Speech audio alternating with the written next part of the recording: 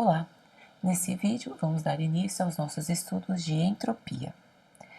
Recordando, a primeira lei da termodinâmica afirma que a energia é conservada em qualquer processo e que os sistemas tendem para um estado de energia mínima. As mudanças devem ser acompanhadas pela manutenção da energia total do sistema, uma vez que em um sistema isolado a energia permanece constante. Porém, a gente vai ver que ela se redistribui de diferentes maneiras. Essa é uma observação bem importante. Será que pensar numa espontaneidade de uma reação química ou de qualquer processo estaria relacionado a pensar na redistribuição da energia? Essa é a chave da questão que a gente vai começar a estudar agora para pensar na segunda lei da termodinâmica. A segunda lei da termodinâmica pressupõe o conhecimento de espontaneidade, de processos espontâneos e não espontâneos. Então, o primeiro questionamento que nós podemos fazer é sobre o conceito de espontaneidade. Ora, um processo espontâneo é considerado aquele que tem uma tendência natural de acontecer. Entretanto, esse processo pode ou não ser percebido na prática. Então, às vezes ele tem uma tendência natural de acontecer, só que na prática a gente não consegue perceber. Vou dar um exemplo. Diamante se transformando em grafite. Termodinamicamente, é um procedimento espontâneo, né? É uma transformação espontânea. Só que eu nunca vi uma pessoa que tivesse guardado uma joia de diamante numa gaveta, num porta-joias, e um ano depois, ao buscar por essa joia, a pessoa encontra um grafite. Isso nunca aconteceu. Por quê? Porque essa transformação é muito lenta. Apesar dela ser termodinamicamente favorável, eu tenho uma cinética de transformação que não é favorável. Outra situação também é a expansão de um gás no vácuo, que é algo extremamente rápido. Dificilmente a gente consegue perceber essas mudanças. É em função da rapidez do processo. Nós temos também aqueles processos que não são espontâneos, que não são termodinamicamente espontâneos, ou seja, um exemplo seria a água se transformando em seus elementos formadores.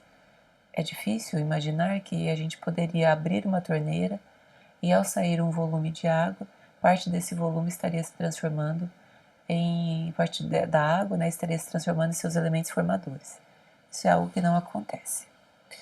Pensar na conversão de energia significa refletir o porquê nem todos os processos são permitidos.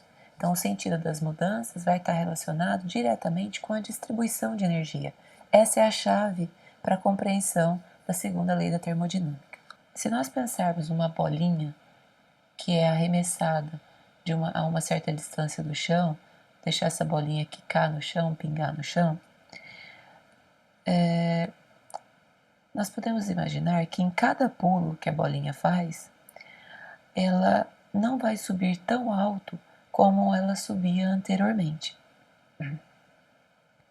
Por que isso acontece?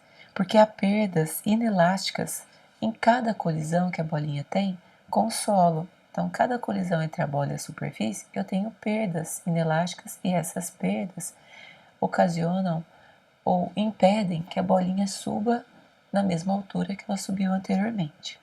Então, a energia cinética do movimento da bola se converte em energia de agitação térmica dos átomos da bola com a superfície. O sentido da mudança espontânea leva a bola ao estado em que ela chega aqui no repouso.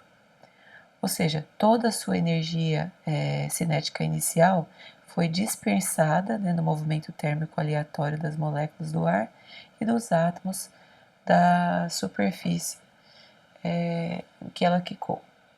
Então, vamos ver aqui, ó, o sentido da mudança espontânea para uma bola que quica sobre uma superfície. Em cada pulo da bola, parte da energia cinética do movimento é degradada em movimento térmico dos átomos da superfície e a dispersão de energia. Em escala macroscópica, o processo inverso não é observado. Ou seja, se eu tiver aqui um outro exemplo, nesse exemplo aqui, a bolinha está em repouso e eu fico imaginando qual é a possibilidade dela sair pulando sozinha, né? Então, uma bolinha que esteja em repouso aqui sobre uma superfície quente, ela jamais se principia a sair pulando espontaneamente. Então, para que isso acontecesse, seria necessária uma sequência de eventos. Em primeiro lugar, o movimento térmico dos átomos da superfície, esses átomos aqui, teria que acumular em um único corpo, que seria esse corpo aqui da bola, um corpo pequeno, toda a energia. Então, esse acúmulo de energia aqui exigiria a localização espontânea da energia de vibração de milhares de átomos ou partículas, né, que constituem esses átomos aqui da superfície. Outra questão a ser pensada é que, em contraste com o movimento térmico, né, que é um movimento desordenado dos átomos, como eu mostro aqui, para que a bola conseguisse realizar o movimento, a organização do movimento deveria ser na mesma direção e no mesmo sentido. Então, a mesma direção e o mesmo sentido da organização do movimento seria para cima, permitiria que a bola subisse para o ar. Transformar esse movimento aleatório em um movimento ordenado é pouco provável. Então, a gente pode dizer que é praticamente impossível ver uma bolinha sair pulando sozinha, né? Saltar sozinha. Então, diante desses dois exemplos, nós achamos a sinalização do que é necessário para que uma mudança espontânea aconteça, né? A primeira lei vai usar a energia interna para identificar as mudanças permitidas. A segunda lei vai usar a entropia para identificar as mudanças espontâneas entre as mudanças permitidas. Diante disso, nós podemos já começar a enunciar a segunda lei da termodinâmica. A entropia em um sistema isolado aumenta em uma mudança espontânea, ou seja, ΔS total vai ser maior que zero.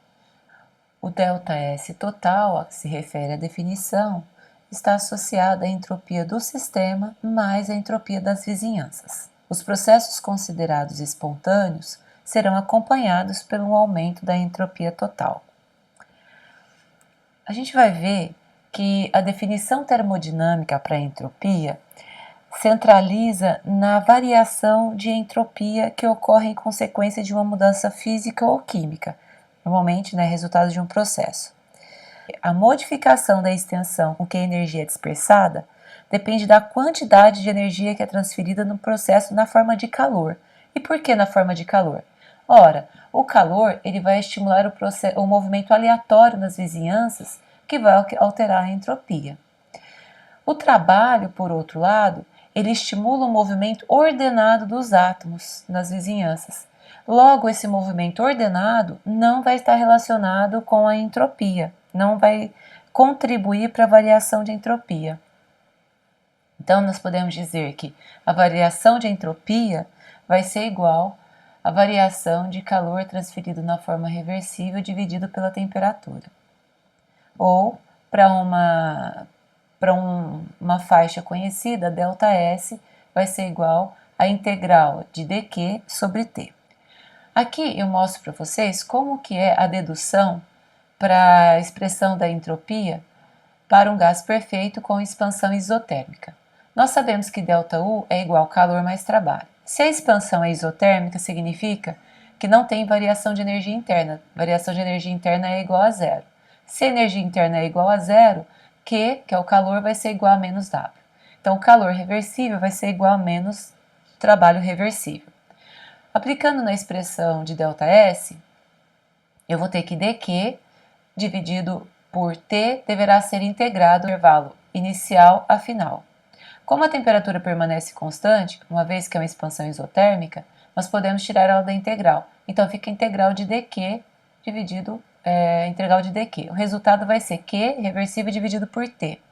Ora, nós sabemos que Q reversível é igual a trabalho menos o trabalho da forma reversível. Trabalho para um gás que se expande de forma isotérmica tem essa expressão aqui. Então, essa expressão aqui pode ser substituída no lugar do calor reversível. Então, ΔS vai ser igual a NR, LN de V final, V inicial. Por que o T sumiu daqui? Porque pela integral nós teremos que Q reversível é dividido por T. Então, esse T aqui cancela com esse T e a minha expressão fica livre da temperatura. As unidades que nós temos para a entropia é Joule Kelvin menos 1. A entropia nas vizinhanças. Como nós dissemos anteriormente, nos interessa conhecer a variação de entropia total. A variação de entropia total leva em consideração a entropia do sistema e a entropia da vizinhança. Nós podemos pensar que a vizinhança é como se fosse um reservatório a volume constante. Então, a energia que é fornecida pelo aquecimento pode ser igual à variação de energia interna da vizinhança. Como a energia interna é uma função de estado, é independente como essa variação ocorre, de forma reversível ou irreversível. Então, nós vamos dizer que a variação de entropia para a vizinhança vai ser a variação de calor da vizinhança de forma reversível dividido pela temperatura da vizinhança, que vai ser igual dQ pela vizinhança. dQ da vizinhança dividido por T. ΔS é o calor da vizinhança dividido por T. Então, independentemente de se a mudança provocada no sistema é reversível ou irreversível, o ΔS da vizinhança pode ser calculado pela quantidade de calor que foi transferida. Vale lembrar que para um processo adiabático, a variação de entropia da vizinhança é igual a zero.